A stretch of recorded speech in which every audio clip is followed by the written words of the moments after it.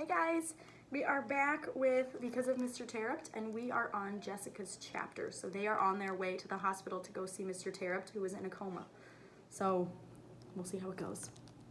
All right, this is Jessica, Act 9, Scene 2.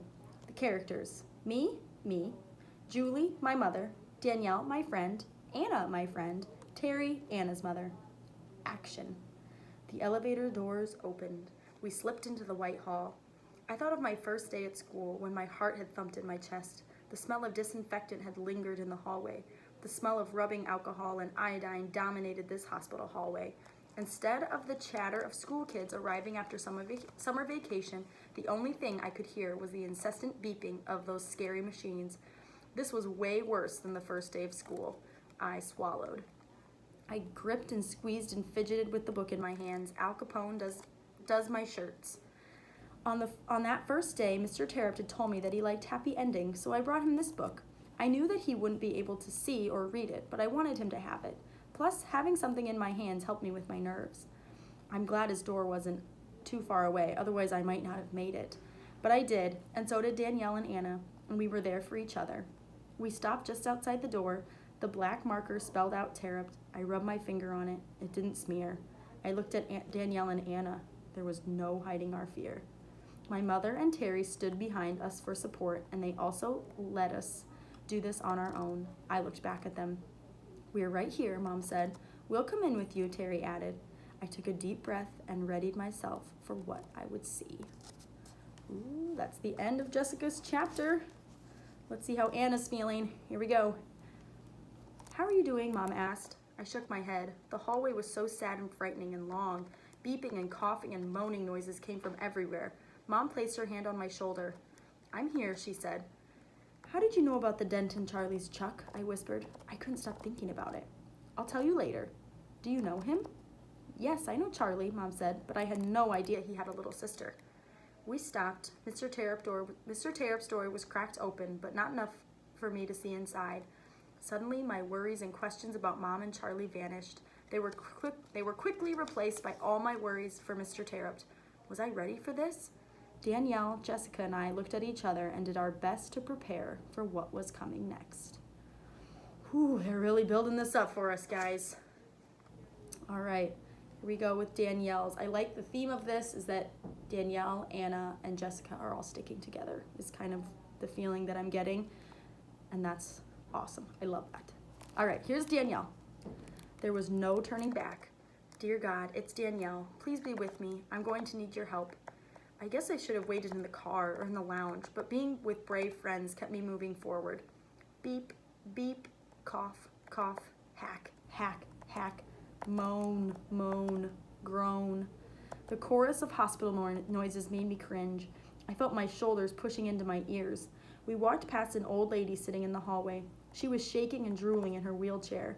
I could hear Grandma saying, "You better put me in the ground before you send me off to one of them places with all those drooling geezers." Her grandma's so funny. For a second, I laughed inside, thinking of that, but just for a second. We stopped. The sign on the door said Terupt. The door was partially open, but I couldn't see inside. That's probably a good thing, because I may have to run back to the car. I may have run back to the car had I seen what Mr. Terupt looked like. The three of us nodded at each other silently. We were ready, or so we thought. This is when I'll need you most. That's what she said to God. This is when I'll need you most. All right, here we go with Jessica's chapter. Let's see how it goes with Mr. Terupt. Jessica, Act 9, Scene 3, Action. Mr. Terupt's door stood slightly ajar, so I slowly pushed it open and stepped into his room. He wasn't alone, but he didn't have a roommate. He had a visitor, Alexia. Shocking. I stopped. Danielle and Anna saw her too. We all stopped. Alexia was by Mr. Terupt's bed, her back to us. She didn't know we were there. I could hear her talking to him. "I've been trying to be nice, Teach. I've been quiet. I don't know, what else to do. I haven't been mean. You'd be happy about that, Teach. I've been doing it your way. But, I still need your help. I need you to come back. Everyone needs you back."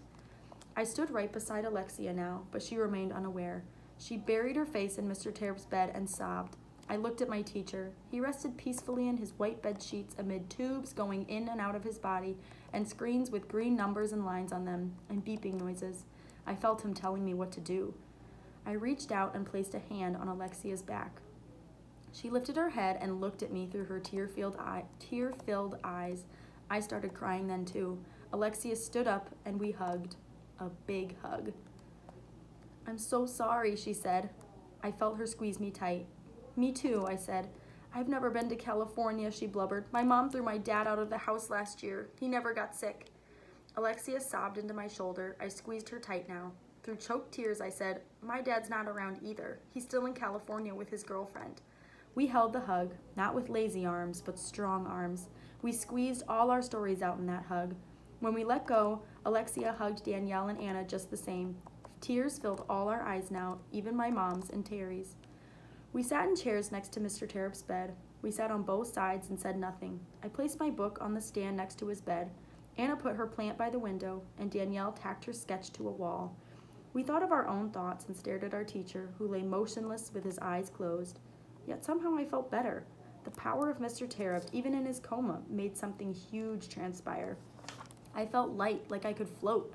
The past had been buried, and we were ready to move forward. When it came time to leave, I touched Mr. Terupt's hand and whispered, "Thank you," and I walked out with my 3 friends. So Alexia and Jessica and Anna and Danielle have all called a truce on their girl war because of Mr. Terupt. Because of Mr. Terupt. Look at that. Wow. Okay, we're going to keep going with Alexia's chapter. We haven't heard from her in a long time. So let's see what she has to say about all this. Alexia. There was no way I could stay away forever, especially after hearing Luke say he'd been to the hospital. I didn't have a dad to take me, and my mom was waiting tables from noon to closing time every day for the week now. That made it easy for me because there wasn't anyone at home to say, "Where do you think you're going?" or "You aren't going anywhere." But I was still scared. I made my mind up and rode my bike there one day after school. I knew what room he was in because I'd heard Luke say it. When I got there, I went straight to the elevator and up to his floor. Alexia's very brave doing all of this by herself. That's impressive. "Can I help you, honey?" one of the nurses asked as I hurried down the hall. I didn't look at her. I just shook my head and kept going until I found the room. I walked in. My hands flew to my mouth. I knew Teach couldn't move, but I hadn't expected him to be so hooked up to so many tubes. I stood frozen for a long time. Slowly, I found the courage to tiptoe closer to his bed. "Hi, Teach," I said. "It's Lexi." Already, I fought back tears. "I'm sorry. I'm so sorry. I shouldn't have been mean to you. I wanted to hate you for saying those things to me, but you were right, Teach." I knelt next to his bed and pulled his blanket into my fists. Then the big tears came, raindrop tears. They poured from me. I couldn't help it. I cried like I used to when Mom and Dad would fight. I sobbed for a few minutes before I wiped my face on his covers. Teach just looked like he was sleeping. Was he really going to die? "I'm doing better now, Teach. I'm not being mean. You'd be happy." I squeezed his blanket in my fist again and clenched my jaw to fight back more raindrop tears. "Teach, there's something else I really need to tell you. I'm not sure, but I think I saw Peter leaving here. He's the one who threw the snowball, Teach. I know he didn't mean it. He didn't want this to happen. He loves you. All of us do." I dabbed my eyes with his blanket. I cried more now, but I kept talking to him. "Peter hasn't said anything in school. He hasn't talked to anyone, not a word. But no one's trying to talk to him either. He did throw the snowball, even if he didn't mean for it to hit you, so it's still his fault." I felt bad for Peter. Everything was such a mess, and I had so many mixed up feelings. I had my face in his blankets when I felt the tap on my shoulder. I looked up and Jessica was there, and so were Danielle and Anna. I hugged them. I told them I was sorry, and then it was over. All of a sudden, I had 3 friends. Teach helped me, even in his coma. I missed him so much. He had to wake up. I had never felt so happy and sad at the same time before. That is the end of Alexia's chapter. So I will see you guys again for Anna's chapter next time. We have so much to think about. Bye!